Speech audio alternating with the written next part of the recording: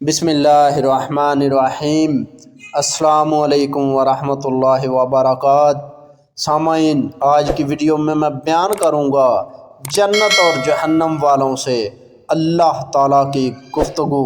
سامعین، جب اللہ تعالیٰ جہنم والوں کو جہنم میں اور دوزخ والوں کو دوزخ میں داخل کر دے گا تو ارشاد فرمائے گا، اے اہل جنت، تم دنیا میں کتنے سال ٹھہرے رہے ہو؟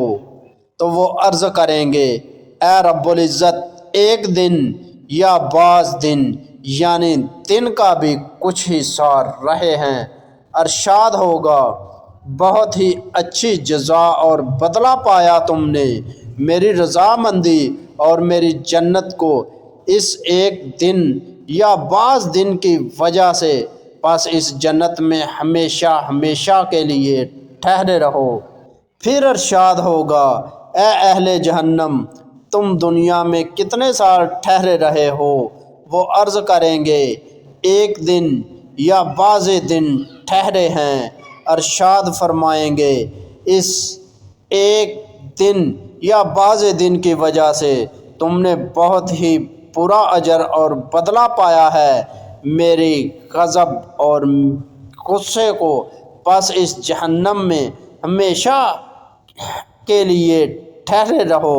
پھر وہ عرض کریں گے، اے ہمارے رب، ہم کو اس جہنم سے نکال دیجئے۔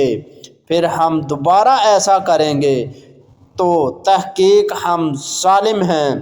ارشاد ہوگا، اس جہنم میں راندے ہوئے پڑے رہو اور مجھ سے بات نہ کرو۔ یہ ان کی اپنے رب کے ساتھ آخری مرتبہ کلام ہوگا۔